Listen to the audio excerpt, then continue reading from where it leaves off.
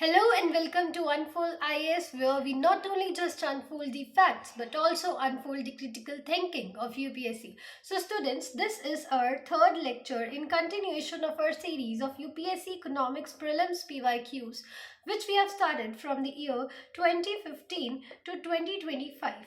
Okay students, सो हमने ये वाली सीरीज स्टार्ट करी है एंड ऑलरेडी 2 लेक्चर्स अपलोडेड है. You can go and watch that. And students, ये 2023 के प्रीलिम्स हम PYQs को हम 2 पार्ट्स में करेंगे. Part 1 is in this video and part 2 will be a continuation of this video. Okay, so students, सबसे पहले तो हम ये देख लेते हैं कि PYQ ज़रूरी क्यों है. क्योंकि इकोनॉमिक्स में से देखो 2023 में लगभग 15 questions were asked from economics. तो ये बताता है कि आप इकोनॉमिक्स को बिल्कुल भी जो है वो नेग्लेक्ट नहीं करके जा सकते. एंड स्टूडेंट्स, PYQs एनालाइजेशन इसलिए इंपॉर्टेंट होती है क्योंकि हिस्ट्री से हम देखते आ रहे हैं कि जो है प्रीलिम्स में PYQs UPSC रिपीट करता है. एंड कई बारी PYQs डायरेक्ट रिपीट होते हैं एंड बहुत बार तो ये थीमेटिक रिपीटिशन करता है. यानी कि जो भी ये थीम्स, लाइक बैंकिंग से अगर पूछ रहा है तो वो बैंकिंग की थीम रिपीट हो रही है. तो जो कुछ भी है हमें डायरेक्ट ऑप्शंस के ऊपर एनालाइजेशन करनी है, ना ही सिर्फ वही ऑप्शन जो करेक्ट है बल्कि जो बाकी ऑप्शंस भी दिए हम उस पर भी एनालाइज करेंगे इस वीडियो में. So students, the first question asked is the interest income from the deposits in infrastructure investment trusts distributed to their investors is exempted from tax but the dividend is taxable.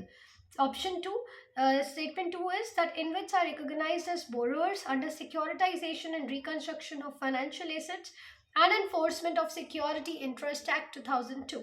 So, which one of the following is correct with respect to the above statements? So, students, pause कीजिए video and answer think कीजिए. Okay, so the correct answer here is option number D. तो देखते हैं ये option तक हम कैसे पहुंचते हैं.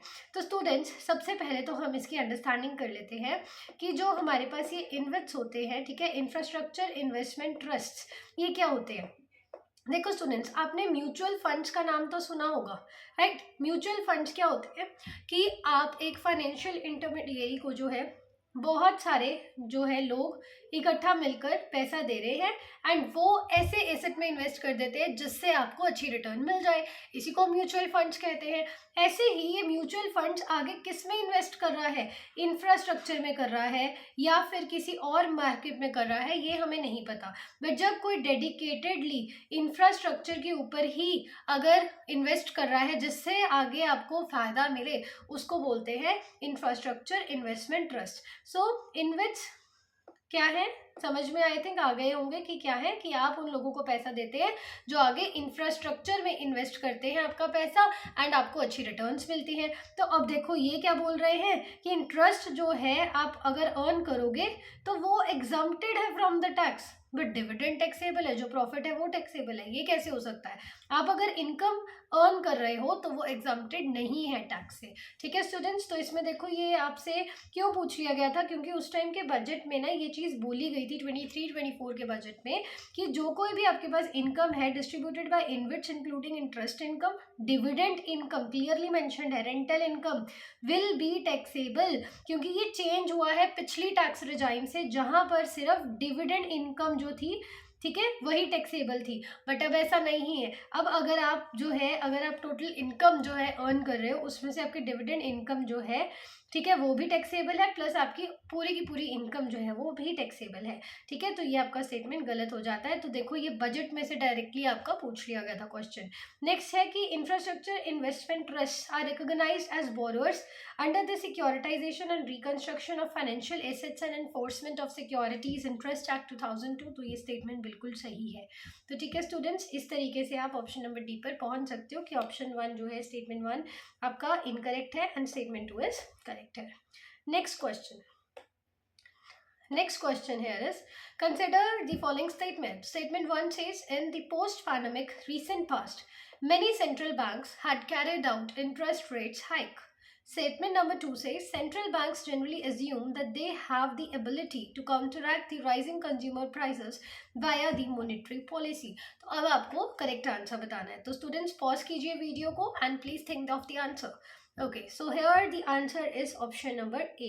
तो स्टूडेंट्स देखते हैं ऑप्शन नंबर ए कैसे यहाँ पर सही आंसर होता है। देखो, पोस्ट पैंडमिक रिसेंट पास्ट जो आपका 2019 कोविड-19 आपका आया था 2019 में, ठीक है। तो इसके बाद जो है उन्होंने बोला कि बहुत सारे सेंट्रल बैंक ने ना इंटरेस्ट रेट्स बढ़ा दिए थे, ठीक है, ये इन्होंने बोला, ठीक है। एंड स्टेटमेंट 2 कहता है कि सेंट्रल बैंक अज्यूम करते हैं कि उनके पास एबिलिटी है कि वो कंज्यूमर प्राइसेस जो बढ़ते जा रहे हैं, इन्फ्लेशन बढ़ती जा रही है, उसको वो मॉनेटरी पॉलिसी से ठीक कर सकते हैं, ठीक है। तो अब देखो ये स्टेटमेंट में कैसे होता है, हम इसकी एनालाइजेशन करते हैं। देखो, जब भी सेंट्रल बैंक्स जो है इंटरेस्ट रेट्स हाइक करते हैं, ठीक है, जब सेंट्रल बैंक्स इंटरेस्ट रेट को बढ़ा देते हैं, तब क्या होगा, जब आपको ज़्यादा इंटरेस्ट पर पैसा मिलेगा, ऑब्वियसली आप लोन क्या है आप कम लोगे। जब आप लोन कम लोगे दैट मीन्स लोगों के पास पैसा कम होगा। पैसा कम यानी कि लोग क्या करेंगे, लोग डिमांड कम करेंगे। जब किसी चीज़ की डिमांड कम होगी तो उसका प्राइस कम हो जाएगा। तो ऐसे जो है आप इन्फ्लेशन को ठीक कर सकते हो। तो ये तो बिल्कुल सही स्टेटमेंट है, राइट स्टूडेंट्स। तो in the post pandemic past बहुत सारे बैंक्स ने जो है इंटरेस्ट रेट्स की हाइक करी थी, बढ़ा दिए थे। तो ये बिल्कुल सही है, क्योंकि सेंट्रल बैंक अज्यूम करते हैं कि उनके पास एबिलिटी है कि वो कंज्यूमर प्राइसेस को ठीक कर सकते हैं। मॉनेटरी पॉलिसी होती है स्टूडेंट्स जो बैंक्स लेते हैं इन्फ्लेशन डिफ्लेशन को कंट्रोल करने के लिए, उसको मॉनेटरी पॉलिसी कहते हैं स्टूडेंट्स, ठीक है। तो आई होप दिस इज क्लियर। अब यहाँ पर देखो, आप दो ऑप्शंस में हो सकते हो कंफ्यूज हो जाओ, क्योंकि ये ए और बी जो है सिमिलर लगते हैं, पर आपको यहाँ पर नॉट करेक्ट है या करेक्ट है कैसे जानना है, आप इसमें बिकॉज लगा कर देख लीजिए, ठीक है। बिकॉज, ठीक है, कि इन्होंने क्यों बढ़ा दिए, क्योंकि मॉनेटरी पॉलिसी से ये ठीक कर सकते हैं। तो ये सी बिकॉज वाला जो है फंडा वो सही यहाँ पर वर्क कर रहा है। तो answer is option number A. I hope this is clear. Next is consider the following statements. Carbon markets are likely to be one of the most widespread tools to fight the climate change. Carbon markets transfer the resources from private sector to the state. Okay, so this is the question. So pause, think and give the answer. So the option number is here, option number B. Okay, option number B here is the correct answer, ठीक है बच्चे। तो यहाँ पर B कैसे correct answer हुआ, अब हम इसको देख लेते हैं। देखो, कार्बन मार्केट्स क्या होती है, सबसे पहले तो ये बात, कार्बन मार्केट्स जो है वो कौन सी वाली होती है। तो कार्बन मार्केट वो होती है जहाँ पर आप कार्बन एमिशंस का जो है वो ऑफसेट करके ट्रेड करते हो। जैसे कि फॉर एग्जांपल यहाँ पर है कंट्री ए और यहाँ पर है आपके पास कंट्री नंबर बी, ठीक है। तो ये कंट्री बी है और कंट्री ए है। कंट्री ए ने ना एक ऐसी फैक्ट्री लगाई है जो कि अगर जो है वो 1 टन ऑफ एमिशंस कम कर रही है, ठीक है। एक ऐसी फैक्ट्री लगाई है, लगा लो कि वो आपके पास रिसाइकलिंग जो है आपके पास रिसाइकलिंग पर वर्क कर रही है, या फिर आप कह लो कि वो आपके पास रिन्यूएबल एनर्जी के ऊपर वजह वर्क कर रही है, जिसकी वजह से कार्बन जो है वो कम एमिट हो रहा है। तो कार्बन इसका कम एमिट होगा तो ये क्या करेगा, इसको जो है कार्बन मार्केट में एक मौका मिलेगा कि ये अपना कार्बन क्रेडिट जो इसने अर्न करा है इसको ये बी कंट्री को बेच दे। जब ये बी कंट्री को बेचेगा तो बी कंट्री ऑब्वियसली इसको पैसा देगा, ठीक है। तो इसी को बोलते हैं कार्बन ट्रेडिंग। ओके, तो ये होती है कार्बन ट्रेडिंग। तो अब हम यहाँ पर ऑप्शंस एनालाइज करते हैं। सो ऑप्शन नंबर ए यहाँ पर हमें कहता है कि carbon markets are likely to be one of the most widespread tools to fight the climate change. बिल्कुल सही है, क्योंकि क्लाइमेट चेंज है, क्योंकि कार्बन काफ़ी ज़्यादा जो है बढ़ रहा है एटमॉस्फेयर में, और हमें क्लाइमेट चेंज को कॉम्बैट करने के लिए कार्बन के एमिशंस को स्टॉप करना होगा। रुकेगी कैसे एमिशंस, अगर कंट्रीज को अगेन फायदा मिलेगा, ठीक है। तो carbon markets are likely to be one of the most widespread tools to fight climate change. बिल्कुल सही स्टेटमेंट, क्योंकि कार्बन मार्केट से फाइट होता है क्लाइमेट चेंज, ठीक है। Then carbon markets transfer the resources from private sector to the state. Obviously एक private sector है वो स्टेट को पैसा दे रहा है, किस वे में उनके रिसोर्सेज ट्रांसफर हो रहे हैं, कार्बन क्रेडिट्स के थ्रू। तो ये स्टेटमेंट भी बिल्कुल सही है। अब अगेन आप यहाँ पर देखो कि क्या आप यहाँ पर बिकॉज वाला जो है रीजन लगा सकते हो कि क्लाइमेट चेंज को फाइट करने के लिए कार्बन मार्केट्स जो है वो इसीलिए वाइड स्प्रेड है क्योंकि वो रिसोर्सेज ट्रांसफर करती है। ऐसा नहीं है, ये अकेला एक रीजन थोड़ी ना होगा। तो इसीलिए हमारे पास बी ऑप्शन करेक्ट है कि दोनों स्टेटमेंट सही तो है लेकिन करेक्टली एक्सप्लेन नहीं कर रही सेकंड स्टेटमेंट फर्स्ट वाली। Alright students, so let's move on to the next question now. Which of the following activities of RBI is considered to be the part of sterilization? conducting open market operations, overnight settlement payment system, debt and cash management for center and state governments, and regulating the functions of NBFCs. तो students, sterilisation ना एक ऐसी process होती है जिससे आपके open market operations जो है वो कंडक्ट होते हैं. ठीक है, तो this is option number A. Okay, let's understand कि स्टेरलाइजेशन होती क्या है. जब गवर्नमेंट जो है गवर्नमेंट सिक्योरिटीज को सेल परचेज करते हैं ना बैंक्स, ठीक है, उसको बोलते हैं ओपन मार्केट ऑपरेशंस. ठीक है, open market operations. For example देखिए कि अगर लेट्स से कि गवर्नमेंट सिक्योरिटी है, कोई गवर्नमेंट सिक्योरिटी लगा लो, फॉर एग्जांपल कोई लैंड है, ठीक है, for example some land is here the government security. ठीक है, तो अभी जो गवर्नमेंट सिक्योरिटी अगर एक लैंड है, तो अगर आरबीआई इस लैंड को लोगों को बेच देगा, ठीक है, लैंड अगर पब्लिक को दे देगा, तो पब्लिक इसको बदले में पैसा दे देगी. यानी कि जो लोगों के पास पैसा था, अब वो पैसा लोगों का खत्म हो गया क्योंकि उनको लैंड मिल गई. यानी कि अब ये लोग जो है वो डिमांड जो है अपनी क्या करेंगे, कम कर देंगे. ठीक है, एंड यही वाली चीज़ होती है जिससे आप इन्फ्लेशन और डिफ्लेशन को कंट्रोल कर सकते हो.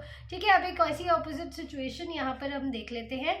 दैट इज़ बेसिकली कि यहाँ पर अगर हम देखें कि ये जो लैंड का पार्ट है, ठीक है, लेट्स सपोज कि ये लैंड है, ये आरबीआई ने खरीद ली. अगर आरबीआई ये लैंड खरीद रही है, यानी कि पब्लिक को आरबीआई पैसा दे रही है, लोगों के पास पैसा इन हैंड आ रहा है, तो क्या होगा, वो डिमांड ज़्यादा करेंगे, प्राइजेस इकोनॉमी में बढ़ जाएंगे, और जब प्राइजेस बढ़ जाएंगे तो उसको काउंट्रैक्ट करने के लिए अगेन गवर्नमेंट स्टेरलाइजेशन की पॉलिसी को अडॉप्ट करेगी. इसी को बोलते हैं ओपन मार्केट ऑपरेशंस का पार्ट है ये sterilization. Okay, I hope this is clear. So देखो ओवन जो हमारे पास ये चीज़ आती है कि sterilisation refers to the actions taken by central bank of RBI या फिर RBI to offset the impact of foreign exchange operations और डोमेस्टिक सप्लाई. ठीक है, ये आपके पास क्या है कि ये आपके पास गवर्नमेंट सिक्योरिटीज़ को खरीदते हैं और बेचते हैं और लिक्विडिटी आ जाती है, तो आरबीआई जो है ओपन मार्केट ऑपरेशंस पर आती है. Next question students, consider the following statements. Government bond market, call market, treasury bill market या फिर स्टॉक मार्केट, कौन सी वाली मार्केट्स आपके कैपिटल मार्केट में आएंगी. देखिए स्टूडेंट्स, फाइनेंशियल इंक्लूजन वाला जो हम चैप्टर पढ़ते हैं फाइनेंशियल वाला, ठीक है, तो फाइनेंशियल मार्केट्स में हम ये चीज़ पढ़ते हैं कि हमारे पास दो टाइप्स ऑफ मार्केट्स होती है. एक होती है मनी मार्केट और दूसरी हमारे पास होती है कैपिटल मार्केट. तो मनी मार्केट होती है जहाँ पर बहुत ज़्यादा you can say short term transaction होती है. जनरली ये 1 ईयर से कम वाली ट्रांजेक्शन को मनी मार्केट में करते हैं, जिसमें कॉल मनी मार्केट आ जाती है, टी बिल्स आ जाते हैं. ठीक है, वैसे कैपिटल मार्केट होती है जहां पर आप 1 ईयर से ज़्यादा जो है आप उस मार्केट में इन्वेस्ट एंड ऑल कर रहे हो. ठीक है, तो यहाँ पर आपके पास कौन कौन सी कैपिटल मार्केट्स होती है. Okay, so consider the following statements, which of the following are the capital markets. Okay, so capital markets हमने देख ली है कौन सी होती हैं, जो 1 ईयर से ऊपर होती हैं. ठीक है, गवर्नमेंट बॉन्ड मार्केट भी कैपिटल मार्केट है. कॉल मनी मार्केट जो है ये तो बहुत ही ज़्यादा शॉर्ट टर्म मनी मार्केट होती है, यानी ये नाम से ही आपको पता चल रहा है, यूपीएससी ने देखो डायरेक्ट हिंट आपको यहाँ पर दे दी है, that is call money market. तो एक मनी मार्केट है, दैट मीन्स वो कैपिटल मार्केट नहीं है. गवर्नमेंट बॉन्ड मार्केट जो है, बॉन्ड्स एंड ऑल खरीदते हो आप, गवर्नमेंट सिक्योरिटीज के साथ आप ट्रेड करते हो, तो ये कैपिटल है. कॉल मनी मार्केट कैपिटल नहीं है, मनी मार्केट है. टी बिल्स जो है ना, जनरली वो 1 ईयर से कम वालों को हम टी बिल्स बोलते हैं. एंड टी बिल्स जो है वो 91 डेज के भी हो सकते हैं, 181 डेज के भी हो सकते हैं, 22 डेज के भी हो सकते हैं. ठीक है, एंड हमारे पास 364 डेज के भी हो सकते हैं. तो हमारे पास ये 3 कैटेगरीज ऑफ टी बिल्स होते हैं जो अगेन 1 ईयर से कम आपको दिखाई देते हैं. ठीक है, तो इसीलिए ही ये भी जो है वो मनी मार्केट में आते हैं, जो है वो कैपिटल मार्केट में नहीं आते. स्टॉक मार्केट बिल्कुल स्टॉक एक्सचेंजेस होती हैं जहां पर, तो ये आपके पास कैपिटल में आते हैं. So correct answer is option B, only 2. I hope this is clear students. Next is, which of the following describes the best concept of small farmer large field. Students, अब ना यूपीएससी इस pattern पर change हो रहा है. UPSC बहुत बारी ना ऐसी वाली टर्म्स लेकर आता है. तो अब देखो हमें एक एक स्टेटमेंट को एनालाइज करना है अच्छे से, हम देखना है कौन सा बेस्ट ऑप्शन हमें यहाँ दिखाई दे रहा है. So just pause the video, think and answer. Okay, तो आंसर यहाँ पर आता है ऑप्शन नंबर बी. तो देखो स्टूडेंट्स, ये स्मॉल फार्मर लार्ज फील्ड क्या है, नाम से पता चल रहा है कि छोटा फार्मर है.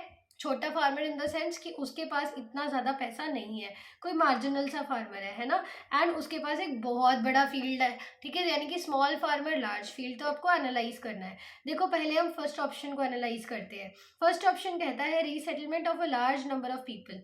यानी कि आप एक जगह से दूसरी जगह पर लोगों को सेटल कर रहे हो।